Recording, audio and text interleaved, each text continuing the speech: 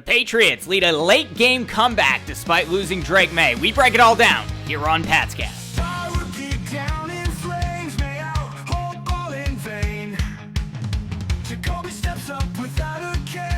Welcome to Patscast. I'm Brad Whitaker. Visit expressvpn.com/Patscast to get 3 months off of a 12-month annual VPN plan. Again, that is expressvpn.com/Patscast. Patriots come out with a surprise victory against the lowly New York Jets, 25-22.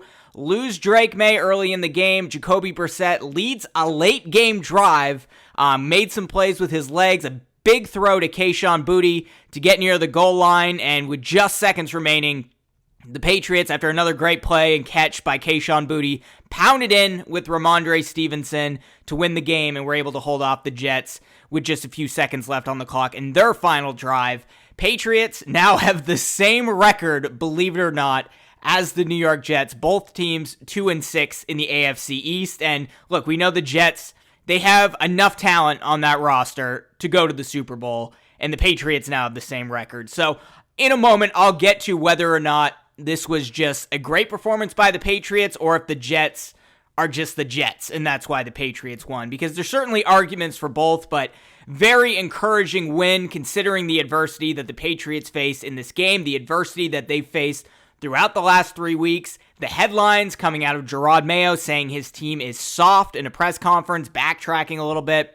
The seeming mutiny in the locker room that we've seen transpire over the last few weeks. The wide receivers that are speaking out a little too much. KJ Osborne essentially asking to be traded. Javon Baker missing curfew. And the receivers were still kind of a mess today.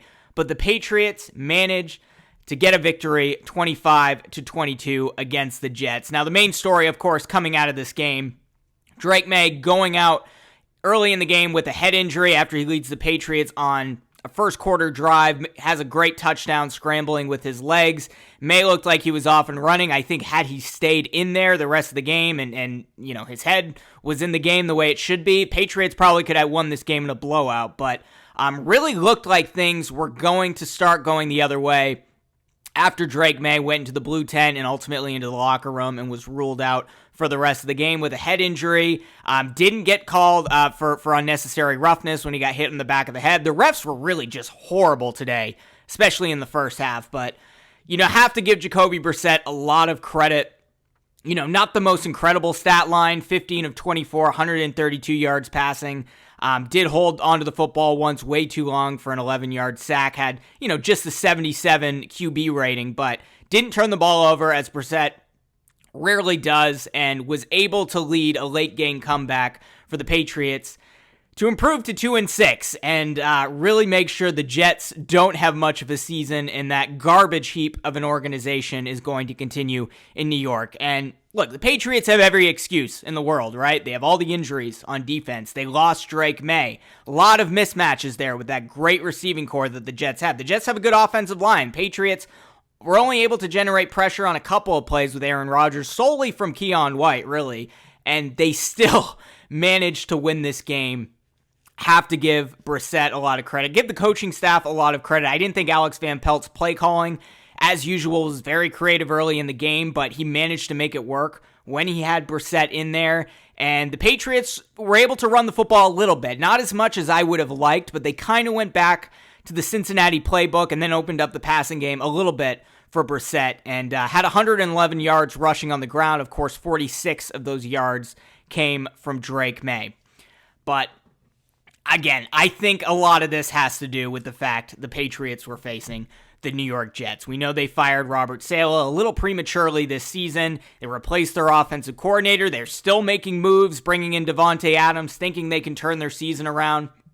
And I know this season for the Patriots is probably a lost cause, but to see them put the New York Jets out of their misery the way they did today, and of course the Jets still have half a season left, more than half a season, pretty exciting, and that's exactly what you wanted to see, especially after the way the Patriots played against the Jets on Thursday Night Football about a month ago. Just coming into Foxborough, all the adversary, all the headlines heading into this week, really taking advantage of the Jets and their key mistakes, and just not being on the same page. And hey, if you look at the stat line, you would think the Jets won this game, right? Aaron Rodgers, 17 of 28, 233 yards, average a little over 8 yards per reception, threw 2 touchdown passes, only allowed 1 sack, had a 111 QBR.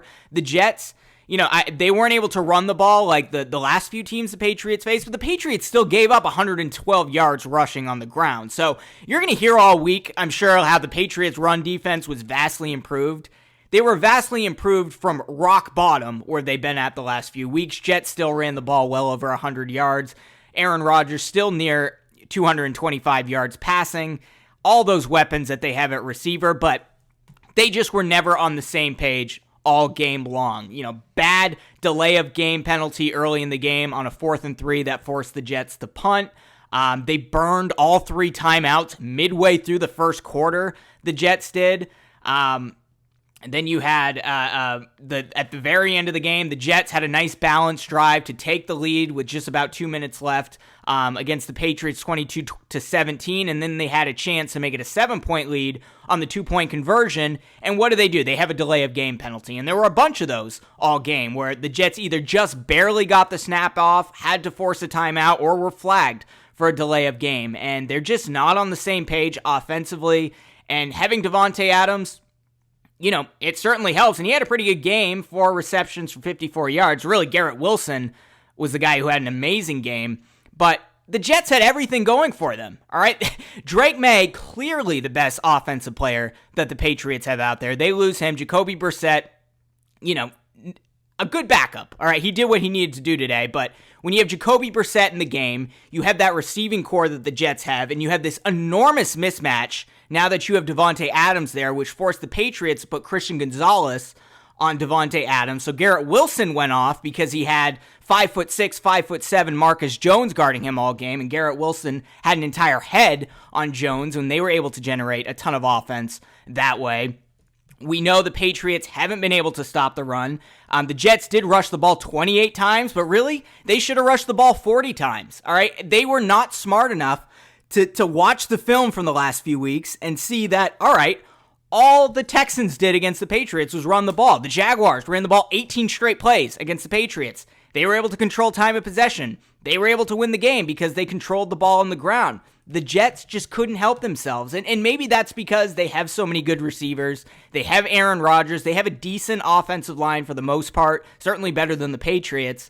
But they don't take what the defense gives them.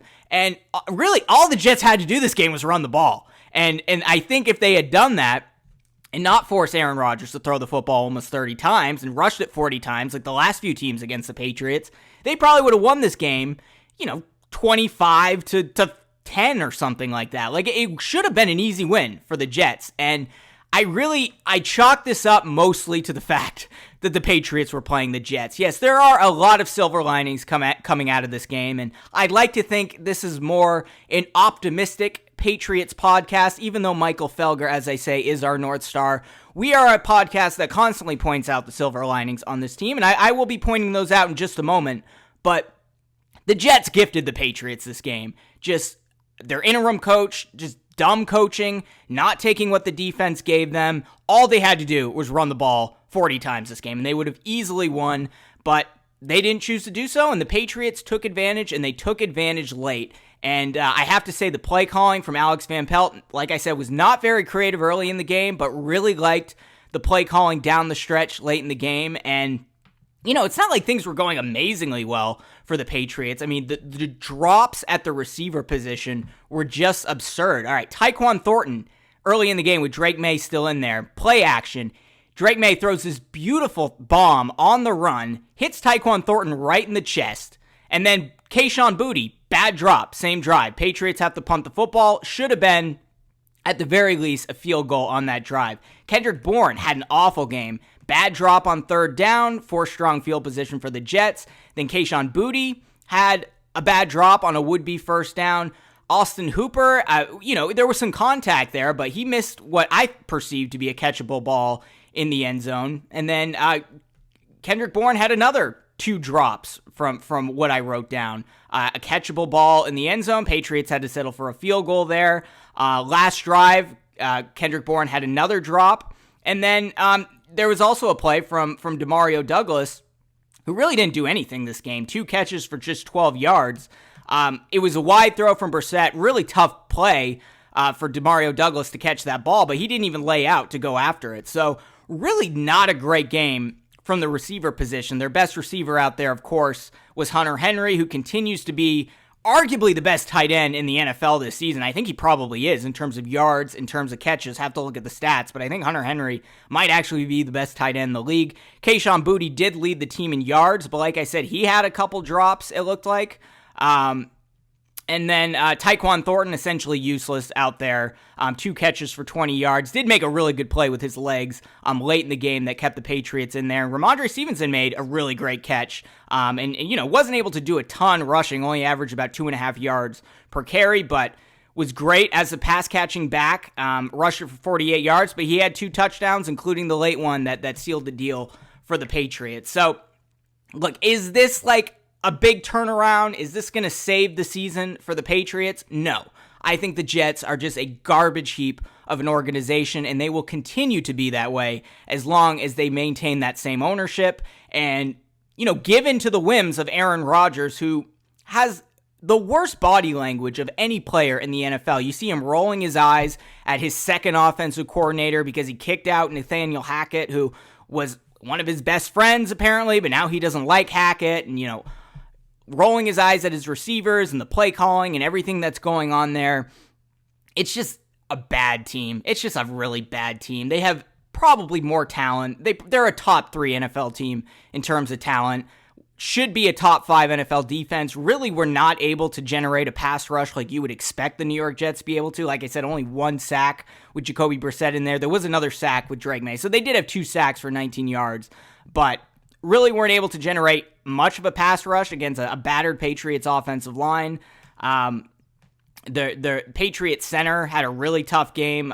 Name slipping from me right now. The guy who wasn't even good enough to make an NFL squad, but now is the starting center for the New England Patriots. I'd say the offensive line, better than what we've seen, but still, I guess the run blocking was a little bit better. The pass protection is about the same. But overall, against this Jets defense, they should have had 5 or 6 sacks this game. And a lot of that had to do with Drake Maye escaping pressure with his legs early in the game. Jacoby Brissett even did it a couple of times. But I chalk this up more to the Jets just being a bad team. But give credit where credit is due. The Patriots, they kind of went back to the Cincinnati playbook once they had Jacoby Brissett in there, but did have a nice balanced attack for the most part. Tried to establish the run. They did a little bit, but Jacoby Brissett was able to make some big throws down the stretch and ultimately drive the team down there, and a huge throw and catch to Kayshon Boutte across the center of the field near the goal line. I actually thought Kayshon Boutte got in on what should have been a touchdown, but hey, it didn't matter. 4th down, they gave it to Ramondre Stevenson, and they scored the game-leading touchdown, and that was enough to win the game. But and I don't even think the refs were really helping the Patriots much at all. They had that ticky-tack pass interference call on Devontae Adams early in the game. The Jets ended up getting a touchdown. There was also a PI call on Christian Ellis, which was the right call, but the Patriots should have held the Jets to a field goal early on. And there was also the play where Michael Jordan was called for holding on a 40-yard deep throw from Jacoby Brissett to Austin Hooper. That got called back. They had a bad punt return at one point that set the Jets up in good field position. It's still not a very buttoned-up team, and we're going to hear all week that the Patriots look better, they're more buttoned up, the coaching has improved, and I think that's true when you are judging it from the rock-bottom position that they've been in, but they have a long way to go. And luckily, they're facing a not very good Tennessee Titans team next week. Hopefully, Drake Maye will be back out there. I just saw Gerard Mayo said in his post-game presser that Maye wanted to go back in the game, but probably made the right call, making sure you don't put him back out there with a head injury. We know the NFL is trying to take these things seriously, especially with everything that's going on with Tua in Miami. Drake Maye got hit in the back of the head, did not look good, really had trouble getting up, still looked the same after that hit, but went into the blue tent. Hopefully, I would assume he's in the concussion protocol. He's going to go through the process this week, but hopefully he'll be back on the field on Sunday, because I'm not sure the Patriots are going to win many more games without Drake Maye out there. There is a real difference between Maye and Brissett when they're on the field in terms of getting rid of the football quickly, extending plays with your legs. But overall, Jacoby Brissett did everything that you could ask a backup quarterback to do, and that's why the Patriots won this game. So, but let me know in the comments below, like, are you encouraged by this victory? Are you more encouraged than I am? Am I downplaying the improvements by the Patriots, or do you think this is just the garbage heap of an organization that the New York Jets are? I'm curious to hear from you in the comments, but if you're watching on YouTube, be sure to like this video, subscribe to this channel, hit that notification bell, or subscribe if you're listening on Spotify or Apple Podcasts. No business trips this week, so we'll be back with plenty of Patriots coverage throughout the week, and then I'll be in Nashville on Sunday at the Patriots game for, hopefully Drake Maye is out there, but, I was there at Cincinnati with Jacoby Brissett, and it worked out pretty well, so hopefully, regardless if it's Brissett or Maye, they have a chance to win next week against the Titans. Patriots have a chance. Like, this is not going to be a playoff team, right? But they have a chance to start turning the season around. And today, even though I think this was mostly on the Jets, Patriots did look better. And if they can continue to improve, that's really what we need to see out of this season. I think we got the quarterback. I'm pretty confident in Drake Maye. Hopefully the head injury isn't too much. But defense, still not great, but looking a lot better.